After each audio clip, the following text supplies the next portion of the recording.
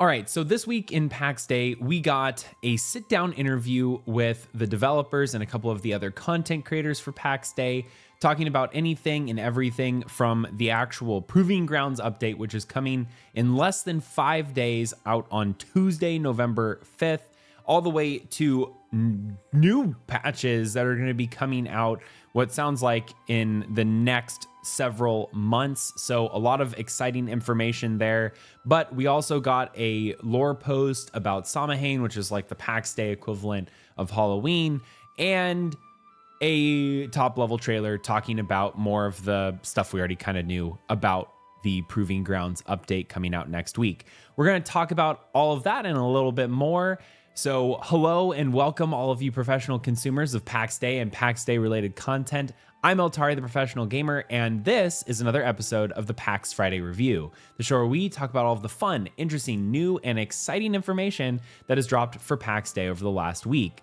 Like I said, today we didn't get any information, but this whole week we have had a lot of new info drop, and I am going to mostly direct people off to the various places where content is located. But I also wanted to take the opportunity today to talk about one of the more exciting features or set of features that I think is coming out, and that's specifically with combat. We'll have another video coming out after the update talking about our response and feedback for the combat, but I think it's going to be one of the more exciting aspects of this particular update, the Proving Grounds update. So just to kind of touch bases on a couple of the combat related changes that are coming, while there is no improvements or additional features with relation to PvP,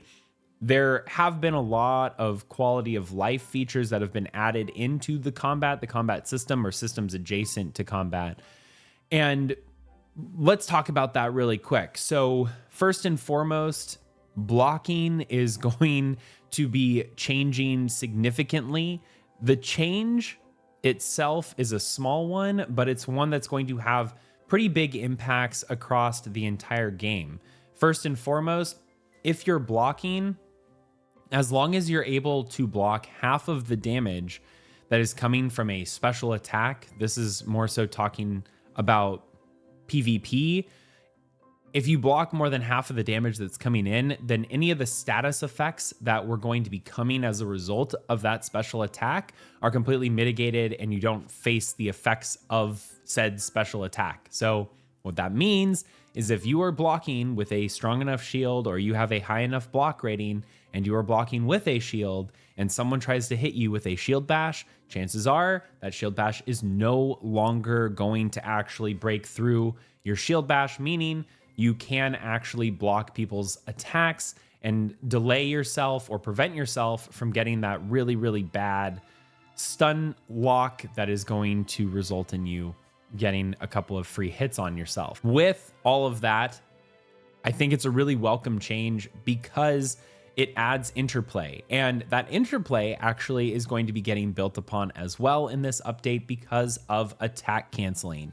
So with both spells as well as your melee attacks, you will be able to cancel your animations by blocking out of them or by inputting movement keys. Now, obviously, the movement keys only apply for spells because you're animation locked. You can move out of that, so do be cautious while you're using a fireball spell or a healing spell that has a channeling time. The second that you move, that is going to get canceled, but more so for actual attacks, you will be able to, like melee attacks, you will be able to right click to block cancel out of an attack. This is going to be really, really important because for things like shield bash and being able to kind of bait out some of these, it's going to be really, really great for us in the PvP scene to be testing some of these things out and have more of a, rock, paper, scissors style strategic combat where you're trying to get the other person to use their special attack so that you can block it, so that you can negate those effects, which then gives you an opening to then do the same thing to them. Either way, these particular aspects are really, really welcome changes. And that all kind of coincides as well with more snappy attack animations, as well as better targeting so that the player character is targeting really what the player's target reticle is pointed at, not some other ambiguous point, which there was a lot of difficulty and ambiguity with that. So combat is really going to be something that I think we will see a very, massive improvement upon this time around. And while I did focus mostly on the PvP side of things, I think all of these improvements are also going to be really, really well suited for the PvE side. I was just using PvP because it's easier for me to put things in reference of a player versus a player, as opposed to a player versus an NPC that no one else controls. So these changes are also applying to Zebians. That sets up for, the Zebian 3-piece special that everyone knows about. When you get hit by one of them, you'll know, because your health will be practically zero, even if you're in full armor. And being able to block some of these things, stop yourself from getting staggered, those are all going to be other dynamics that are getting added into the combat system, PvE or PvP. Really welcome changes. They're the things that I'm really probably the most excited for after sitting down and thinking about it after the interview that we had with the developers. And if you want to learn anything more about the game and where it is currently, where the Proving Grounds update is going, or where the future is heading with market systems, knighthoods, chivalry, and all of that, well, for starters, you're in the right place, because we cover all this stuff all of the time on the channel. That's all we do here. And because of that, don't forget to hit that subscribe button so you can get notified whenever we come out with new stuff. With that being said, now we are going to go and take a look at the post that came out a couple of days ago for the Proving Grounds as the release notes. There's also a trailer there. There's nothing really new, but it is fun to go and take a look at the trailer. So I will see you over on playpaxday.com so that we can cover more of that. All right, so here we are on playpaxday.com, and this is the post that came out on Thursday. There was also another post that came out specifically with regards to Som Hae, which is kind of like the Pax Dei equivalent of Halloween. It's a pretty interesting lore post, and the Golden City got a little call out in the middle with one of the shots there that was included in it. But just to give you a quick lowdown of what Som Hae is it's basically this festival or this time during Pax Dei where it is thought that the divine is changing their gaze away from the creation, which is more so connected to the elongation of nighttime that occurs in Pax Dei. Now, whether or not this is going to be reflected in game, I don't know yet, but it would be pretty cool if the nighttime hours get extended by like 5 minutes on either side. That would be pretty cool. But either way, it's just a time where people gather together, things are starting to get cold, and some spooky things come out into the woods, and you have to be careful because you don't want those lost souls to come and snatch you. But I will link that down in the description below if you want to go and check that out, as well as the content recap, which we're going to take a look at here really shortly. Now, for this particular update, it's all stuff that we've covered on the channel, but just in case you are just following along or you're just catching up, to let you know the down and dirty, there's a couple of things that are happening. First and foremost, plots are being wiped, and so are the shards. So plots, anything that you have on your plot is going to be returned to you. It's going to be in a little envelope at the top left of your screen. You can click on that when you get into the new game that is going to be releasing on the 5th, and you will be able to pull all of your resources from there over time. You cannot put stuff back in. Now, that wipe is occurring on November 5th, pre-patch, and then post-patch, there's going to be a new list of shards or the world servers that you can join. I believe there is one normal and one RP server for both EU and US, and then there's one Oceanic server that is just normal. There's no RP world connected to that. So we're getting entirely new servers as well as completely new sets of plots. That's because the world structure is being reformatted and they don't want a plot that currently has a bunch of stuff on it to now all of a sudden be underground, which is entirely possible. And that is pretty much what's going on with the plot wipes and the reshaping of the world. As we touched on during the introduction, there is a combat overhaul that is coming. These are incremental changes, y'all. This is not something that is going to be like this huge change all at once, though I do think there are some incremental changes that are happening this patch that are going to drastically improve the snappiness and the feel of combat. I don't think we're going to see really drastic changes or a snap in a certain direction. I don't think that's what Mainframe is about in general, but if you do have any interest in what changes are actually happening and how they are implemented and how that is working, there are two things that I recommend doing. One, checking out the interview that came out earlier this week between our channel, a couple of the other content creators, and the devs. And then also check back on this channel in like a week or two, and we're going to be posting a recap video of the combat changes and how things have deferred. And we have a lot of footage from this current iteration of Pax Dei, and we're going to be comparing it and giving feedback on it versus the new combat overhaul that is coming out next week. There's also a couple of other new features like the journal, which is going to allow you to look up a lot of different resources and places, or not places, but things that you've unlocked, which is going to be great.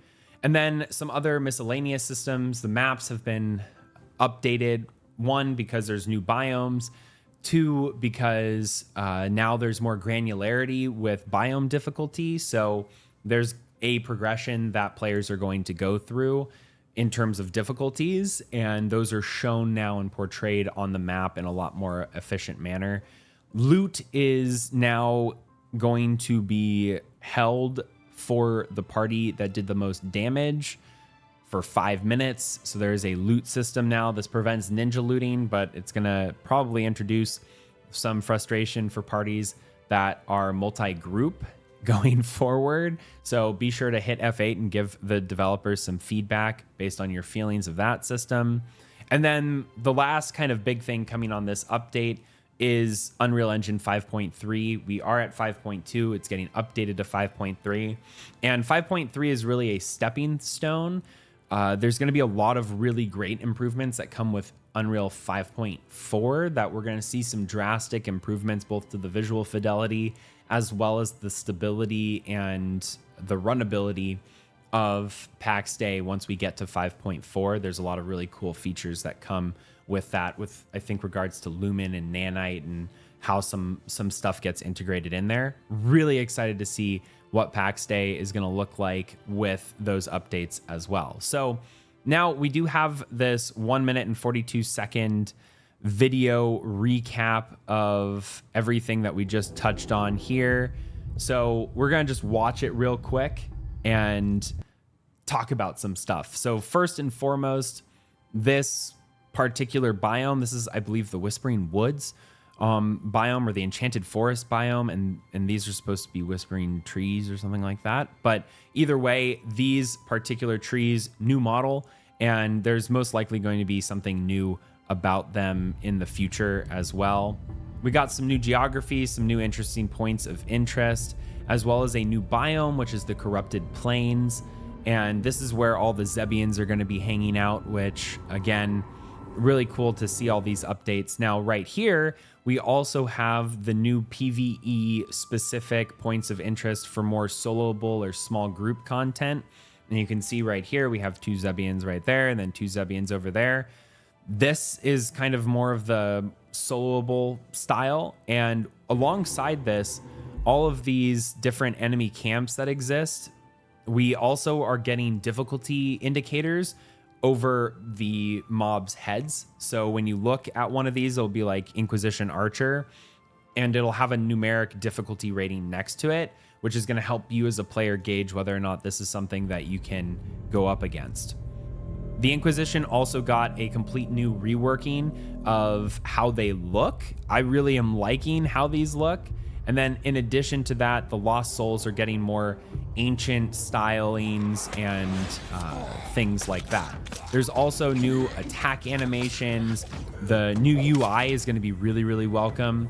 And then we also are getting 3 new spells right here. That is the Breath of Life, the Breath of Joy, and the Breath of Balance. All of those are really welcome additions. You have a heal over time, a CC break, and then also a stamina heal.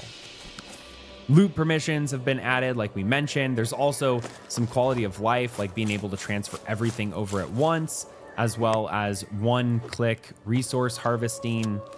The journal has a lot of interconnected paths that you can now follow. And then in terms of your actual gear, there is going to be wear and tear, which is a new feature that hadn't been announced previously. And then all of your current gear that you're carrying over, if it's magical, there's been some reformats on what your actual gear looks like. So that is the Proving Grounds Early Access Verse 1 update. And there is a lot of really cool things coming with this patch. And I believe there is still the potential for another patch to be coming before the end of the year, if not around the early part of the year. And if you go and watch our interview, there's a lot of discussion around what is coming with that update. But it sounds like one of the main things that's going to be coming is the market, as well as the gold and economy. So that is going to be a huge update for Pax Dei, which will intrinsically change how we interact with the game, how we play the game, and how we play the game in relation to others. So I'm really excited for that feature when it comes, and I hope you are too.